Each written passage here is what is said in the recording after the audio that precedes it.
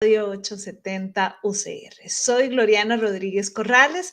Acompáñame hoy a conversar sobre el marco normativo contra el racismo y la discriminación racial en Costa Rica. Saludamos también a Rubén Fernández, que hoy nos estará acompañando en los controles en cabina.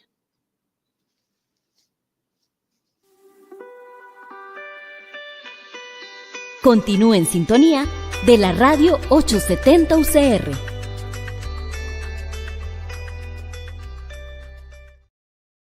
Y esperamos sus reportes de sintonía, preguntas o comentarios a nuestro número en cabina, el 2283-5279. También le invitamos a seguirnos en redes sociales. Nos encuentra en Facebook y en Instagram como Radio 870 UCR. Por supuesto que también está disponible nuestro canal en YouTube, Radio Emisoras UCR, donde encontrará no solo los programas de Saber Vivir y de la Radio 870, sino de todas las radios de la Universidad de Costa Rica. También en nuestro sitio web le esperamos, radios.ucr.cr. Queremos conocer sus dudas y comentarios. Llámenos al 2283-5279. Dice Angela Davis, no podemos asumir que el racismo es sobre todo un problema para aquellos que lo padecen. El racismo distorsiona y corrompe instituciones y mentes, crea una asunción de superioridad, produce el privilegio blanco. Hay quienes creen que el eslogan de Black Lives Matter tiene una connotación particular, pero no podría ser más universal. Decir simplemente All Life Matters es ignorar hasta qué punto las vidas negras y racializadas son objeto de racismo y represión. Decir que las vidas negras importan, sin embargo, es proclamar que, en efecto, todas las vidas importan. En Costa Rica, el debate sobre el racismo y discriminación racial ha ganado fuerza porque va más allá de la conciencia social. También es una cuestión legal. ¿Qué barreras institucionales y normativas dificultan la identificación y la denuncia de prácticas racistas? ¿Cuáles son las percepciones y experiencias de las personas afrodescendientes sobre el sistema judicial? ¿Y cuáles son los factores culturales y estructurales que influyen en la eficacia de los recursos judiciales existentes? Bueno, de eso conversaremos hoy. Venga, conversemos.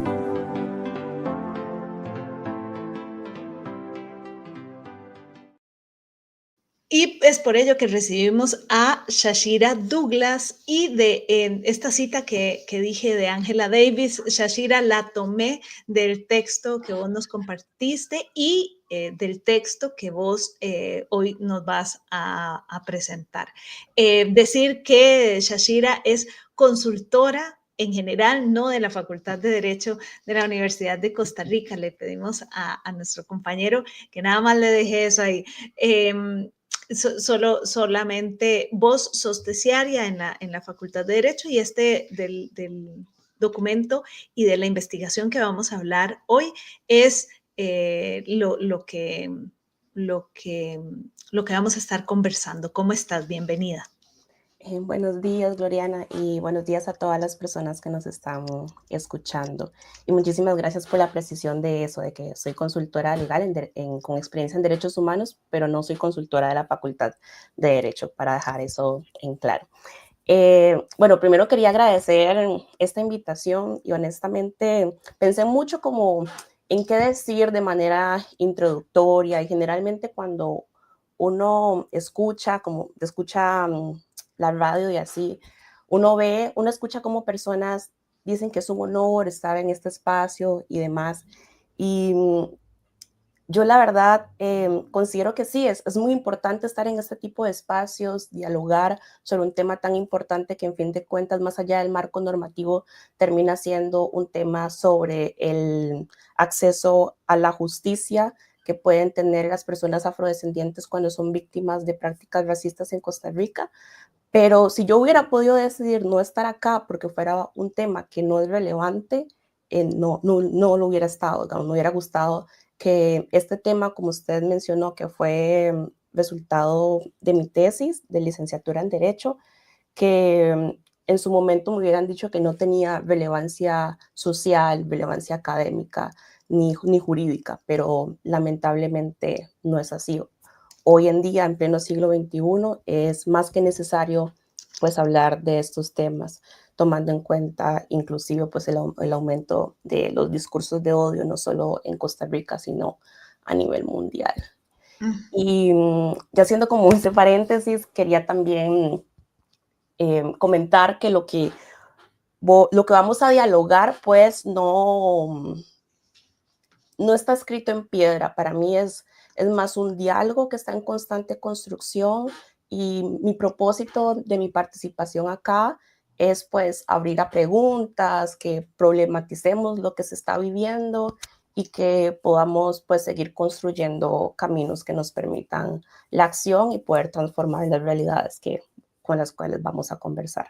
Tal cual, Shashira, hacer una pausa y bueno, conversar sobre estos temas es tan necesario, ¿verdad? Porque de repente esta cita de Ángela, que te la robé de tu texto, se la robó a ella y te la roba a vos, es, es necesario parar y decir, es que hablar de inclusión, hablar de racismo y de hablar de discriminación nos implica a todas las personas. Digo, no es lindo ni las personas que reciben estas acciones, pero tampoco es lindo estar del otro lado. Tampoco es lindo decir, vivo en una sociedad que tiene estas prácticas, ¿verdad? ¿Y qué podemos hacer todas las personas para tener esa sociedad, ¿verdad? Tanto decimos de la sociedad que le queremos dejar a las niñas y niños. Bueno, pero es que pasar por estas conversaciones implica también eso. Y a veces queremos como pasar de largo. Hoy no va a ser el día. También quiero permitirme agradecerle al Observatorio de la Acción contra el Racismo de la Universidad de Costa Rica, a Vania Solano, que también apuesta por estos temas y nos trae siempre estas reflexiones con distintas personas desde distintas perspectivas para poder abonar a esta conversación. A las puertas de las elecciones, yo debo torcer el timón siempre porque también estos temas están presentes ahí. Lo que dicen las personas y lo que no dicen y lo que no mencionan. A veces el monotema de la seguridad, a veces, ¿verdad? Y bueno, y sí, es muy importante, pero también hay otras cosas importantes. Si usted quiere participar de Saber Vivir, puede hacerlo también a través del correo electrónico sabervivirucr@gmail.com o nuestro número en cabina, el 2283-5279. Y quizás me gustaría, Shashira, que nos ubiques un poco en nuestra población afrodescendiente. Definamos algunas líneas generales o algunos elementos o datos, no solo en números, sino desgranados para poder entender y tener presentes en esta conversación, ¿verdad? Porque a veces pensamos que todos lo sabemos, pero no todas las personas sabemos todo. Sí, en efecto, eso es muy cierto. Bueno, primero comentarles que la población afrodescendiente ha sufrido y enfrentado históricamente pues desigualdad estructural, y que eso tiene consecuencias no solo en la vida cotidiana, sino en la posibilidad real que tenemos como población de acceder a recursos judiciales.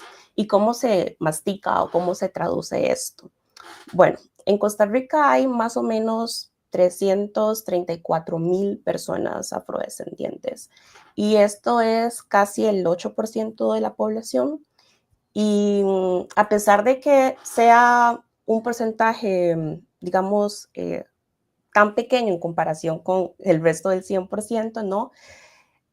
Es la población que enfrenta más desempleo en comparación con el promedio nacional. En eso también, en eso y en pobreza también, pues los índices de pobreza que tiene la población afrodescendiente en relación con la población nacional es muchísimo mayor.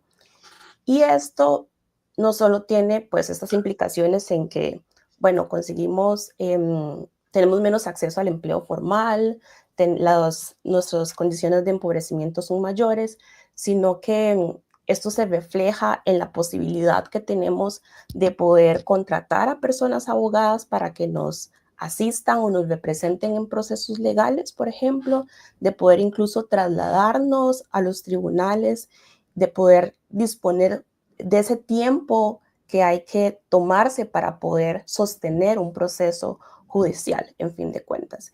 Y esto es algo que no lo digo yo ahorita, no es algo que se descubrió en la tesis, es algo que vienen hablando muchas personas afrodescendientes desde larga data, y aquí quiero mencionar como algunas referencias para que las personas que nos están escuchando, si quieren profundizar sobre el tema, si quieren profundizar cómo se traduce esta desigualdad estructural de manera más detallada, cómo se traduce en el acceso no solo a desempleo, a la pobreza o a la justicia, que ahorita vamos a hablar, sino también en temas de educación, en temas de salud, pues hay referentes como Carmen Hutchinson, que es una historiadora y tiene artículos grandiosos, Diana Senior, Quince Duncan.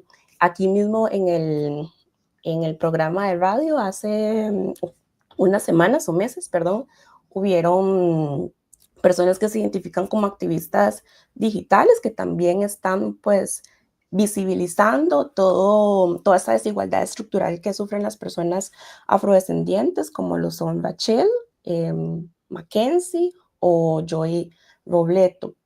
Y ya términos como más jurídicos de información oficial, digamos, del oficial entendida como elaborada por el Estado de Costa Rica. Hay un informe reciente que hizo la Defensoría de los Habitantes, que es muy interesante porque se hizo a partir de mesas de diálogo con personas representantes de diferentes organizaciones de la sociedad civil afrodescendientes, que se llama el Informe sobre la situación de derechos humanos de la población afrodescendiente. Pero aquí en este informe quiero hacer un énfasis en algo que señala el informe o el documento, y es que en cuanto a datos estadísticos que nos permitirían elaborar políticas públicas pues más basadas en evidencia cuantitativa, no hay datos estadísticos actualizados. Por ejemplo, esto que yo les dije, que aproximadamente hay un 8% de la población afrodescendiente, sobre los índices de desempleo, de pobreza, son datos que se recuperan a través de un censo del 2011. Y sabemos que hace poco se hizo otro censo, pero desafortunadamente ese censo no tienen los datos desagregados que nos permitirían hacer este tipo de análisis. Shashira, y eso es una pena, ¿verdad? Porque hemos hablado mucho en diferentes temas de la vida de la importancia de censar y la importancia que tengamos esos datos estadísticos actualizados. El 2011 es hace 14 años, ¿verdad? Y ese del 2011 puede ser, digamos, no al 2011, sino un poquito antes, porque los datos se terminan procesando. O sea, podemos hablar de que realmente son unos 15 años de atraso de esos porcentajes. ¿Cómo se toman las decisiones que hay que tomar en términos económicos, políticos, pero también legales, con respecto a un porcentaje, a porcentajes desactualizados, a cifras que no son desactualizadas? No es que me encanten los datos, porque no me encantan, pero sí con el paso del tiempo me he dado cuenta que son importantes para la toma de decisiones. ¿Cómo asignas recursos si no sabes cuánta gente tenés? Por ejemplo. Ahora, en el marco normativo, que es también en lo que has centrado tu investigación, ¿qué dirías en dónde estamos? ¿Cuál es el marco normativo que tenemos contra el racismo y contra la discriminación racial? Metiéndole, digamos, alguna pimienta con esto que decías, por ejemplo, en términos digitales, en términos físicos, bueno, y hay un montón de terminología legal que ya no tiras. Bueno, ok, es complejo, honestamente, y es un poco confuso como el marco normativo que tenemos, pero lo vamos a ir viendo poco a poco. Algo importante a tomar en cuenta es que la discriminación racial y las prácticas racistas se pueden denunciar en diferentes áreas en diferentes áreas del derecho, y cada área del derecho tiene pues sus propios lugares a donde denunciar, sus propias normas y demás. Por ejemplo, se puede denunciar cuando acontece en el ámbito laboral, Para eso el código laboral tiene un artículo específico que es el 404. Se puede hacer a nivel constitucional a través de un recurso de amparo por violación al artículo 33 de la Constitución Política, en donde se dice que donde se protege el principio de igualdad y no discriminación, que es básicamente que todas las personas somos iguales ante la ley y que no se puede realizar ningún acto discriminatorio que sea contra la dignidad humana. Y también tenemos el penal. En este caso yo me voy a enfocar en el penal, que fue pues mi enfoque en mi tesis. Cuando hablamos del ámbito penal, hay que podemos imaginarnos como una pirámide. Y en esta pirámide está todo el marco normativo que nos protege. Pero, ¿qué se entiende por este marco normativo? Lo primero, lo que está como encimita de la pirámide, en la cúspide, en la punta más alta, son los instrumentos internacionales de derechos humanos. Y aquí quiero hacer un paréntesis porque les estoy comentando la pirámide porque cada uno de los niveles de la pirámide tiene una jerarquía. Entonces, si una disposición normativa está en lo alto y otra está en la base, la que está en la base tiene que respetar todo lo que está encima de ella, por ejemplo. Entonces, volviendo a que en la punta más alta de la pirámide están los instrumentos internacionales de derechos humanos.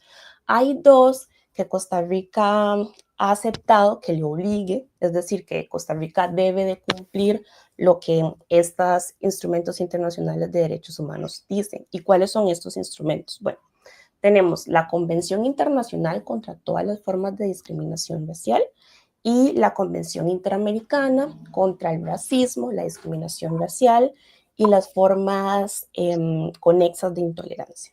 ¿Y por qué son importantes estos instrumentos? ¿Qué es lo que dicen? Primero es que esos instrumentos tienen algo que se llama como mecanismos de supervisión, que lo que hacen es traducir o interpretar qué se entiende en cada una de las cosas que dice el instrumento internacional. Entonces, hay un mecanismo de una de las convenciones, de los instrumentos que se llama Comité para la Eliminación de la Discriminación Racial. Este comité hace recomendaciones a todos los estados que hayan aceptado que este comité pueda darles las recomendaciones y también hace observaciones específicas sobre cada uno de los estados, como cuál es la situación en el cumplimiento de lo que deben de hacer según el instrumento. Y este Comité para la Eliminación de la Discriminación Racial, por ejemplo, ha dicho cuáles son las conductas que a nivel penal los estados, que se dicen los estados parte, los que han aceptado que los vinculen, ha dicho que las conductas que los estados partes deben de sancionar penalmente, es decir, que deben de establecer como delitos, son, por ejemplo, la difusión de ideas basadas en la superioridad racial, la incitación al odio cuando está motivada en la condición étnica racial que tenga una persona, los insultos y las burlas discriminatorias, igual basadas en la condición étnica racial, cuando éstas inciten al odio o a la violencia y otras. Entonces, por esto es importante, porque nos dicen qué es lo que los estados, al menos como mínimo, deberían de decir: esto es delito, esto es delito, esto es delito. Y además tenemos otro organismo u órgano que quizás sea más conocido porque está acá en Costa Rica, que es la Corte Interamericana de Derechos Humanos. A partir de la jurisprudencia que la Corte ha dicho, que hay un caso muy interesante que es brasileño, se llama, bueno, en español se pronuncia dos Santos, se llama dos Santos y Ferreira Gómez. En este caso, la Corte conoce una denuncia que hicieron dos mujeres afrodescendientes en el ámbito penal porque fueron víctimas de prácticas racistas cuando intentaron participar en un proceso de selección laboral.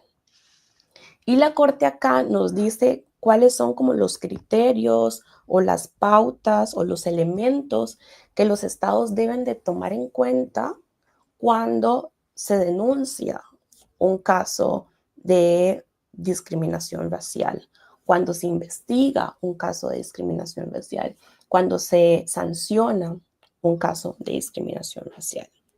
Y entre esos criterios, esas pautas o pautas que los estados deben de tomar en cuenta, es que primero que las personas que denuncian deben de tener asistencia letrada, es decir, deben de tener personas abogadas que las asistan y las representen de manera gratuita.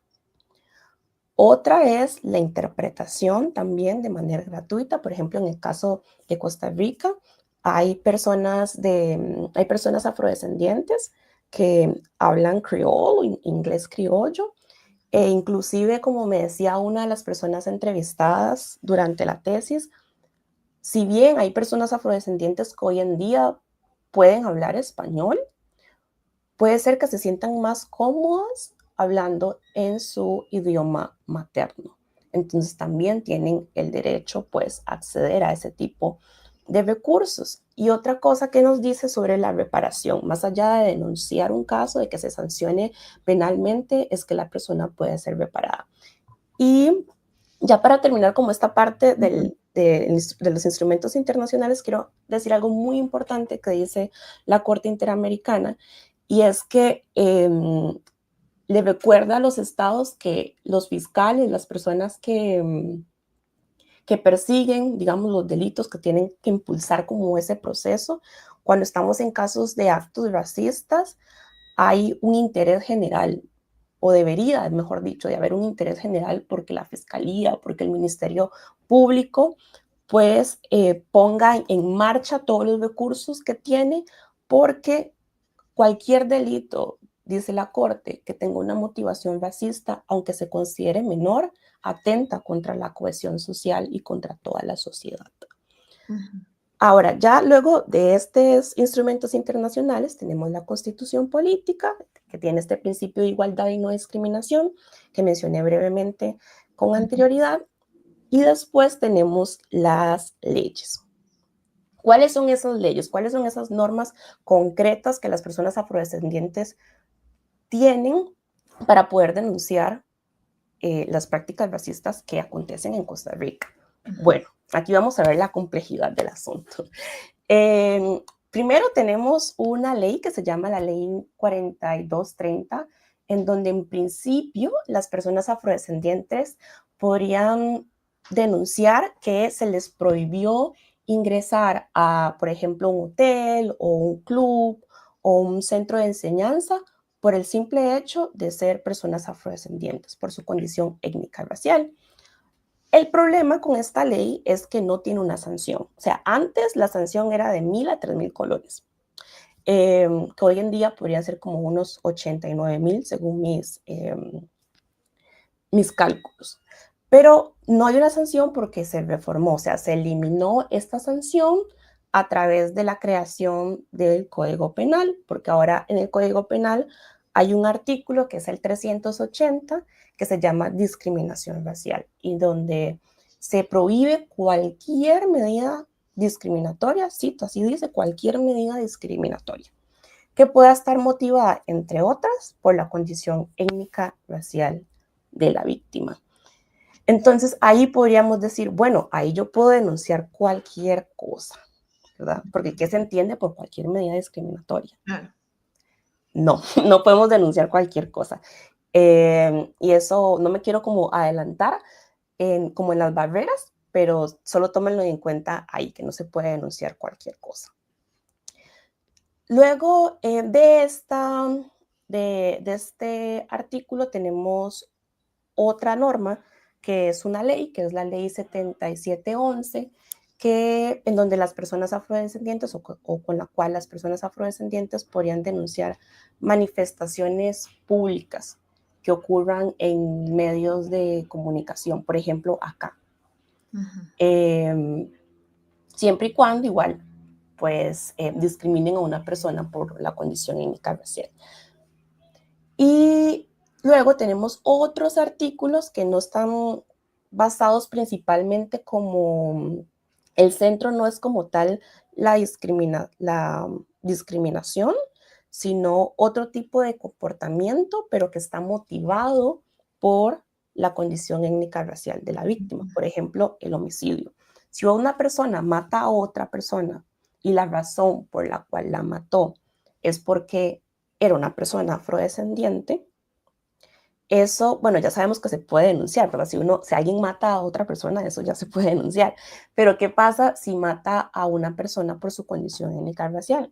Que se tiene la posibilidad de que la pena aumente, de que sea mayor a la que si matara a una persona no por su condición étnica racial, solo por otra.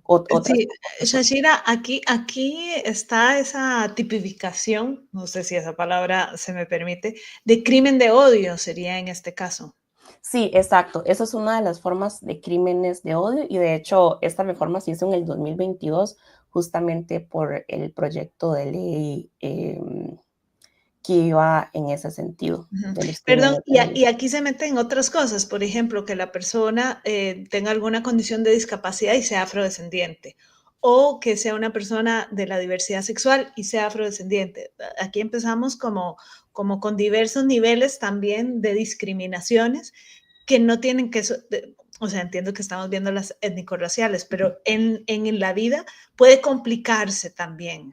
Ahora, la cosa se puede complicar porque donde vos me hablas de motivación, también cómo probar la motivación. Bueno, ya hay personas especialistas en esto, yo sé, pero es difícil, ¿verdad? Pienso yo adelantándome también a las barreras. No sé si queda algo más de este marco normativo, algún otro artículo desperdigado que esté por ahí, o ese sería básicamente el marco. No, quedan otros, pero son bastantitos, digamos, pero en términos generales está igual a tortura como en eso, pero sí quiero sacar comentar Sí. algo que no es una ley, sino que es algo que está por debajo de la ley, pero que eso no la deja de ser menos importante, porque establece las obligaciones que tienen las personas que van a interpretar esta ley o ejecutar esta ley, que es la política institucional para el acceso a la justicia de personas afrodescendientes, en donde ahí también se le da una serie de orientaciones a las personas que interpretan y aplican las leyes sobre cómo deberían de atender a la población. Que eso es muy importante también, ¿verdad? Porque no es que del lado de donde se administra la justicia no hay sesgos, ¿verdad? Exacto. Entonces también eso es muy importante. Shashira, vamos a hacer una pausa para escuchar el relato de la semana. Al volver vamos a conversar sobre lo que hemos mencionado y nos hemos mordido la lengua de hablar de estas barreras que dificultan entonces esa identificación y también las denuncias y cuáles son las experiencias y las percepciones también que tienen las personas afrodescendientes sobre el sistema judicial. Pero todo eso lo vamos a conversar después de la pausa. Dicen quienes cuentos cuentan que había una vez. Pero yo he comprobado que habían muchas más veces. Y Dios me hizo mujer, con pelo largo, ojos, nariz y boca de mujer, con curvas y pliegues y suaves hondonadas, y me cavó por dentro, me hizo un taller de seres humanos, tejió delicadamente mis nervios y balanceó con cuidado el número de mis hormonas. Compuso mi sangre y me inyectó con ella para que irrigara todo mi cuerpo. Nacieron así las ideas, los sueños, el instinto, todo lo que creó suavemente, a martillazos de soplidos y taladrazos de amor. Las 1001 cosas que me hacen mujer todos los días, por las que me levanto orgullosa todas las mañanas y bendigo mi sexo.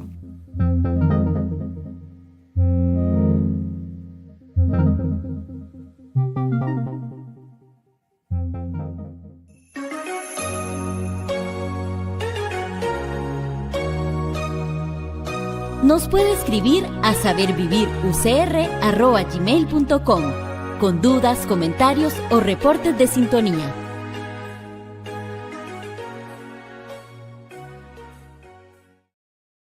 Y de vuelta en Saber Vivir, gracias por su sintonía con la radio 870 UCR. Recuerde que nos puede dejar sus comentarios en Facebook, Instagram y YouTube o llamarnos al 2283-5279. Allí nos puede dejar las opiniones y comentarios que a usted se le suscitan. Hoy conversamos sobre el marco normativo contra el racismo y la discriminación racial en Costa Rica y para eso nos ha acompañado Shashira, con quien nos dejamos en la punta de la lengua. ¿Cuáles son las barreras? Shashira, vos fuiste muy generosa al explicarnos este marco normativo, sacar con pinzas, porque no es como que haya una cosa, ¿verdad? Un documento en donde esté todo, sino sacar con pinzas y saber que esto también tiene interpretaciones y que en la vida real la cosa se pone color de hormiga. Y entonces tenemos que tener muchísimo cuidado con cómo se interpreta. ¿Qué dirías vos? ¿Cuáles son las barreras que más pueden tener, digamos, este marco normativo? Y también si podemos ir comentando las percepciones y las experiencias de la mano con estas barreras, esas experiencias de las personas al enfrentarse también a este marco y a este sistema judicial. Muchas gracias. Sí, bueno, algunas de las barreras institucionales y normativas que dificultan la identificación y la denuncia de prácticas racistas es, primero, justamente lo que apuntaba Gloriana, ¿verdad? No hay un documento claro, sistematizado, como una guía que diga, esto es lo que usted puede denunciar, usted lo puede denunciar acá, esto es lo que usted tiene derecho. O sea, hay una falta de rutas claras sobre cuál es el procedimiento o el proceso, mejor dicho, que pueden seguir las personas afrodescendientes en este caso. Y eso se traduce en que no sabemos dónde denunciar, qué se puede denunciar y cómo se puede denunciar. Y eso se refleja por lo que podemos resumir como una ausencia de acompañamiento. Además, cuando existe este acompañamiento, se enfrenta la dificultad de que hay un lenguaje técnico. Y eso es algo pues que pasa mucho con las personas abogadas, las personas que estudiaron derecho, ¿verdad? No utilizamos un lenguaje que sea accesible, que sea comprensible, que las personas lo puedan entender fácilmente. Hay un montón de tecnicismos, incluso cuando uno lee la ley misma, pues cuesta comprenderla porque incluso depende de la interpretación que se hizo en esta sentencia o que se hizo, bueno, en esta jurisprudencia, mejor dicho, y demás. Y el hecho de que se utilice este lenguaje técnico, pues dificulta que las personas afrodescendientes puedan participar de manera efectiva en los procesos, puedan entender qué es lo que está pasando en algo que les afecta directamente a ellos, a ellas y a ellos. Otra cosa es la falta de tipificación clara de las prácticas racistas. O sea, la falta de qué se entiende por lo que se sanciona, como decía anteriormente, qué se entiende por cualquier medida discriminatoria. Podríamos pensar, hubo un caso que se volvió viral de un docente de la Universidad de Costa Rica que le empezaron a hacer sonidos de mono mientras estaba, si no me equivoco, en una feria vocacional dentro de la UCR. Y quizás nosotros podríamos decir, bueno, entonces eso se puede denunciar a nivel penal, ¿verdad? Porque es cualquier medida discriminatoria. Y eso es una forma de discriminar a las personas. Lamentablemente, no se puede denunciar según mis hallazgos, según la información que está disponible en algo que se llama Nexus, que es como donde se recopila pues toda la jurisprudencia de los tribunales de última instancia y algunos de segunda instancia, como la sala tercera, digamos, que ve cosas penales y el tribunal de apelación. ¿Y por qué no? Porque lo que ha dicho la sala tercera es que este artículo 380, que se llama discriminación racial, es un delito de resultado. Y esto quiere decir que ocupa que haya una acción concreta más allá de la manifestación del insulto, por así decirlo. Entonces, aquí podríamos preguntarnos, bueno, pero usted nos dijo que hay unos instrumentos internacionales que están por encima de la ley que dicen que cuando los insultos o las burlas que inciten al odio, a la violencia, deberían de ser también considerados como delito, ¿no? Pues sí, yo les dije eso y es cierto. Pero ahí vemos pues la contradicción entre lo que dice la normativa interna, lo que dice lo que hay en Costa Rica y lo que hay a nivel internacional que se supone que deberíamos pues de acatar, de respetar. Otra cosa es que este delito de discriminación racial se sanciona con 10 multas. Y a nivel internacional se ha dicho que las sanciones financieras son ineficaces para poder sancionar este tipo de conductas, que no son proporcionales con la gravedad que tiene la conducta que se realiza, con la afectación que tendría la conducta que se realiza contra la persona. Y esto es muy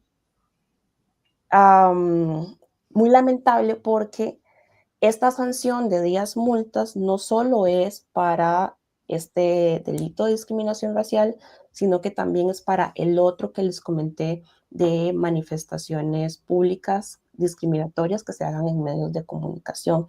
Entonces, los dos artículos o disposiciones normativas principales que en Costa Rica sancionan la discriminación racial, la consecuencia es una sanción financiera. Y las personas entrevistadas me decían, o sea, ya es difícil saber qué se puede denunciar. Luego, si sabemos qué se puede denunciar y tenemos los recursos para sostener el proceso o el acompañamiento para sostener el proceso, llevamos un proceso que puede ser revictimizante para que haya una sanción que no tome en cuenta la gravedad de la conducta. Entonces, ¿para qué vamos a denunciar? O sea, como cuál es la motivación para denunciar, cuál es la reparación que hay detrás, pues, de todo esto. Y esto justamente causa, pues, o en su conjunto, como todas estas barreras institucionales, normativas, causan que las personas afrodescendientes, pues, tengan experiencias y percepciones negativas sobre el sistema judicial. Y una de esas cosas que me comentaban era que no se sienten, pues, sujetas de derecho. ¿Y qué significa esto? Que no consideran que sus derechos van a ser respetados, que van a ser garantizados, no solo por lo que comentaba, sino también por las experiencias de trato discriminatorio en los mismos tribunales. Y esto pues sucede inclusive desde que usted entra a los tribunales, digamos, comentaban, y eso es algo que se reprodujo, o fueron comentarios que se dieron en todas las entrevistas, y es que usted entra a los tribunales y desde la seguridad, desde como ese procedimiento de revisar sus pertenencias y demás, ahí ya sufren pues todo un perfilamiento racial, digamos que básicamente es como que, ok, se lee a la persona de cierta forma, la persona afrodescendiente como una persona que podría causar cierto riesgo, no sé, a la integridad de la infraestructura o a las personas que están adentro, o sea, se les lee como peligrosas, y la forma en cómo se les requisa, en cómo se les revisa, pues es diferenciada y es pues más, digámosle así, como violenta. También otra cosa es que no se les valida la identidad cultural. Y esto, más que todo, se refleja en el acceso a interpretación simultánea al inglés creole, porque también hay diferencia entre el creole y el inglés americano. y eso es importante hacerlo ver. Y también aquí quiero mencionar que en una de las entrevistas con la Subcomisión para el Acceso a la Justicia de Personas Afrodescendientes, que lo existe, que es del Poder Judicial, la coordinadora me comentaba que se han hecho convocatorias, se han intentado, pero se han hecho convocatorias para que personas participen, digamos, o aumentar la cantidad de personas intérpretes que hay, pero no hay, o sea, no hay personas que se ofrezcan, digamos, o no se ofrecen la cantidad suficiente. Entonces ahí pues es importante hacer ese análisis y reforzar pues la convocatoria que hay y en qué medios pues está haciendo esta convocatoria y demás, cómo está llegando, cuál es el alcance que tiene. Ujú. Shashira, tenemos que ir cerrando nuestra conversación, el tiempo se va volando, sé que quedan muchas cosas por fuera y por decir, pero ¿con qué te gustaría ir cerrando de todo lo que dijimos, pero también de todo lo que no dijimos? ¿Qué te parece importante subrayar y resaltar? Bueno, quizás resaltar que todo es un círculo, ¿verdad? Si ustedes ven, o sea, no sé si a ustedes se les aclararon las cosas o más bien se les generaron más preguntas o más dudas. Y, Posiblemente esa segunda, ¿no? ajá, entonces eso, ¿verdad?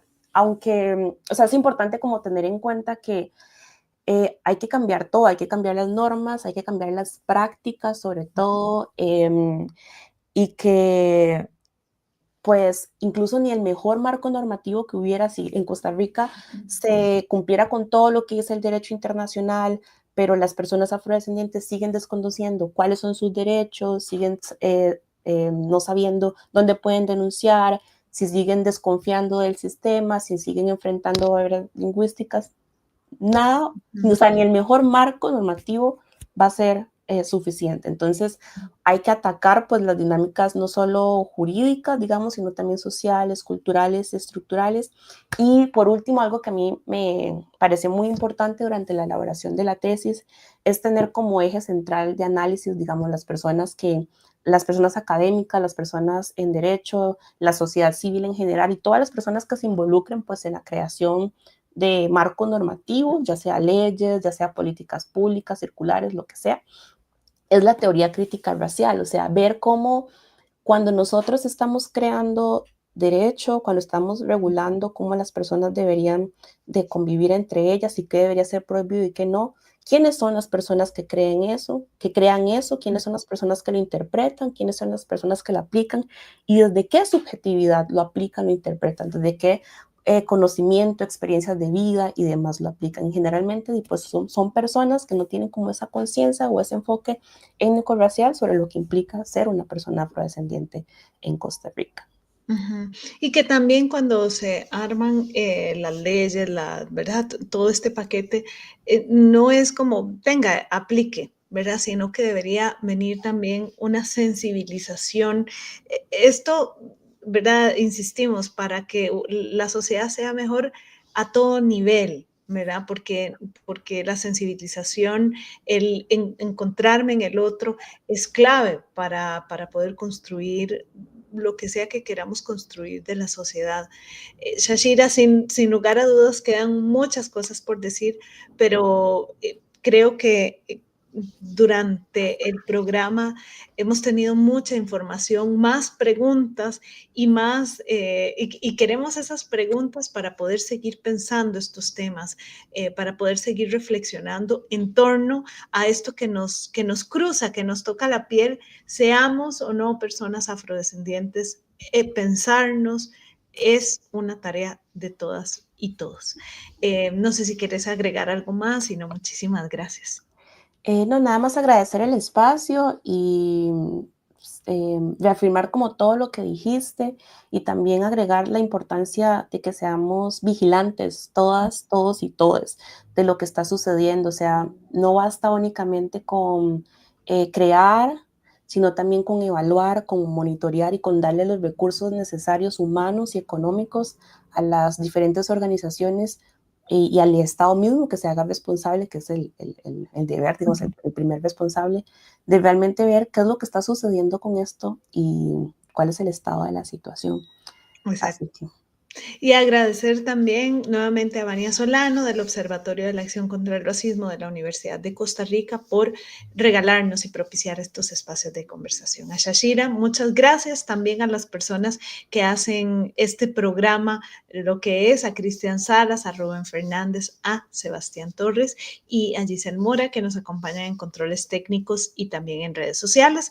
Quédese con la programación de la Radio 870 UCR. Nos encontramos mañana al ser en punto las 8 de la mañana. Soy Gloriana Rodríguez Corrales. Que tengan un lindo día. Los dejamos en la compañía de la canción Cantares de Joan Manuel Serrat.